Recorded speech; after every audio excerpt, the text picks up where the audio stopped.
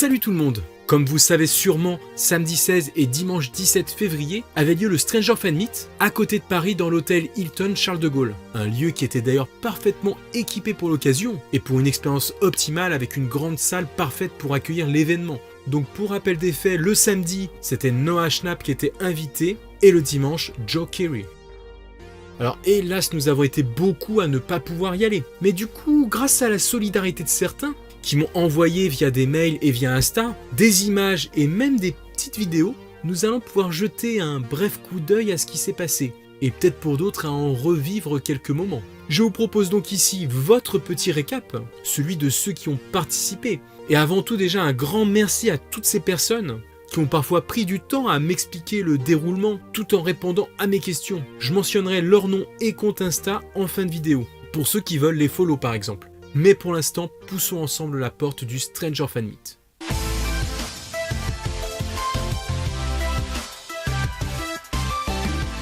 Alors déjà, l'événement commençait dès 11h30 pour ceux qui avaient les passes VIP, et ceux qui avaient le General Access pouvaient commencer à rentrer à partir de midi.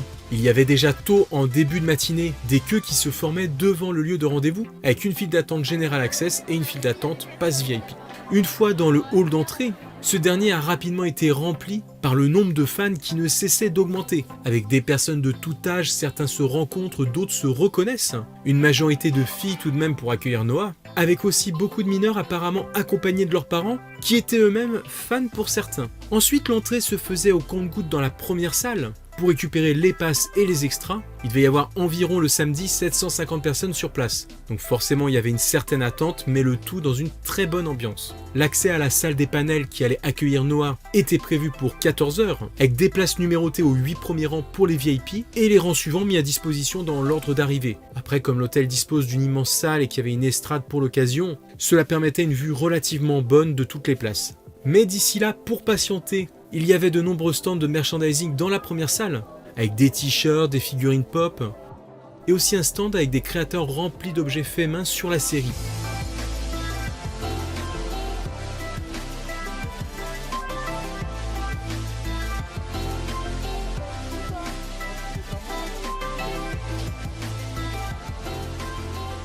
Il y avait aussi des activités tout au long de l'événement, avec des quiz entre fans qui permettaient de gagner des cadeaux, aussi des ventes d'objets aux enchères, par exemple cette bannière de Will qui s'est vendue en fin de journée 110 €, et celle de Joe le lendemain, à gauche sur la photo, qui s'est vendue dédicacée à 220 €. Il y avait aussi deux photos format A4 à ces enchères, une de Noah et une de Joe, deux photos uniques, vendues respectivement 80 et 90 €. La tombola permettait de gagner 5 photos de Noah ou de Joe. Une autre tombola était également organisée sur le stand de création fait maison pour remporter un cadre Salon de Joyce.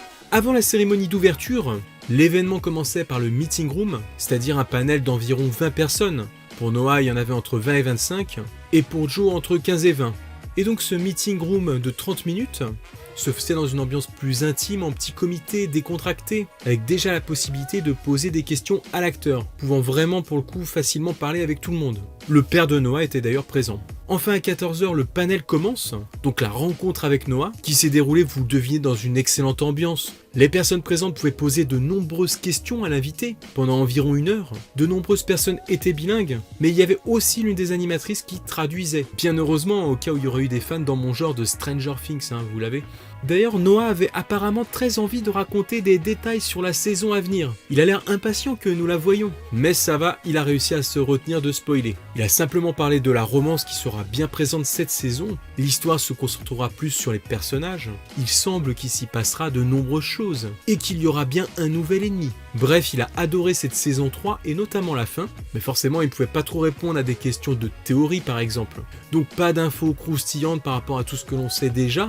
Mais en même temps, c'était pas là le but de la convention. Ensuite, ça a enchaîné avec la séance des photos et des autographes. Et d'ailleurs, pour ceux qui m'ont envoyé leurs photos,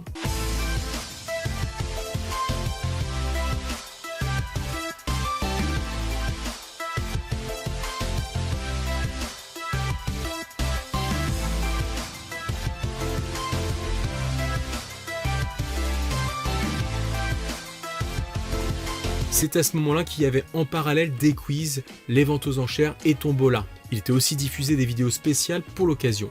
Enfin, à la fin de cette première journée, Noah est revenu à 19h pour la cérémonie de clôture. et pour saluer une dernière fois ceux qui avaient fait le déplacement. Bref, il en ressort que l'acteur a été très pro jusqu'au bout pour assurer quand même à lui tout seul cette première journée. Maintenant, concernant la deuxième journée, le planning était sensiblement le même, mais avec Joe Keery cette fois en qualité d'invité. Donc du coup, pour cette deuxième journée, apparemment, il y avait un peu moins de monde, vu que ça s'est un peu greffé au dernier moment à la journée de samedi, qui était l'unique rendez-vous à la base. Apparemment, il y a eu aussi quelques petits problèmes de transport. Mais c'était pas plus mal pour les personnes présentes, avec du coup plus de temps pour profiter de l'invité. Et puis pour ceux qui sont allés sur les 2 journées, le fait d'avoir un nouvel acteur changeait complètement la donne. Ainsi, après le passage au meeting room, Joe arrive sur l'estrade pour démarrer cette deuxième journée. Alors toujours aussi sympa et décontracté qu'on peut se l'imaginer. I'm so glad that everybody could come out, everybody had a nice time, and yeah, I just felt like a really nice energy coming from all of you today, and hopefully I returned it all back to you. Il était apparemment très à l'écoute des fans, et il est arrivé que plusieurs fois des conversations durent en longueur, car de lui-même il relançait la conversation. Bref, là encore un acteur super disponible et très agréable. Concernant les révélations de Joe, pareil, il a pas pu dire grand chose sur la saison qui arrivait, normal. Il a quand même donné son avis, là encore très élogieux sur ce qui nous attend, la meilleure saison avec une fin épique, et le tout en attirant l'attention sur Robin, un perso qui sera très important et qu'on va adorer. Steve sera probablement souvent avec elle. Après le paddle, même planning que la veille, avec toujours pour Joe les séances photos et d'autographes.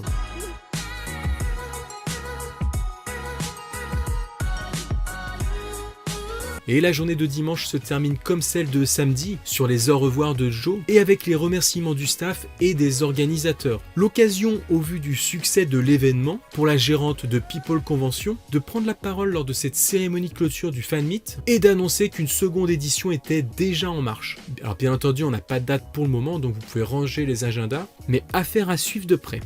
Maintenant, pour ceux qui seraient intéressés par de prochains événements, parlons budget pour vous donner une idée avec quelques prix de cette convention. Déjà, la place General Access à la journée était de 35 € et il fallait compter 45 € en VIP. Concernant les photos avec les acteurs, c'était à 60 € ainsi que 35 € pour les autographes. Pour participer au meeting room, qui était en comité beaucoup plus restreint, forcément le prix grimpait à 99 € pour Noah et 120 € pour Joe. Enfin, si vous voulez repartir avec un petit souvenir, comme un t-shirt par exemple, prévoyez en moyenne 25 €. Au passage, il était interdit de filmer le panel, c'est pour cela que nous avons que de très courts extraits et surtout des photos, car l'organisation était en train de préparer un DVD, donc la convention a été totalement filmée et sera disponible à l'achat en DVD pour 25 €. Pour terminer, je tenais encore une fois à remercier toutes les personnes qui ont participé de près ou de loin à l'élaboration de cette vidéo. C'est votre vidéo, j'ai envie de dire. Merci pour votre partage et pour votre disponibilité aussi pour certains qui ont pris le temps de détailler ce qui s'était passé afin de m'aider à préparer au mieux ce récap, qui reste malgré tout sûrement très approximatif, Mais voilà, déjà j'espère que ça vous aura donné une bonne idée. S'il y a des choses que j'ai mal compris, sur lesquelles je me suis trompé, n'hésitez pas à le corriger en commentaire. Et puis du coup, si vous y étiez, n'hésitez pas à me donner votre point de vue, votre ressenti de fan.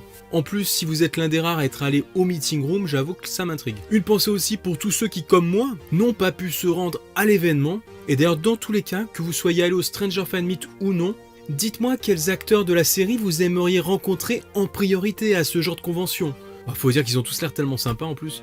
Sur ce, je vous dis à très bientôt. Ciao les amis.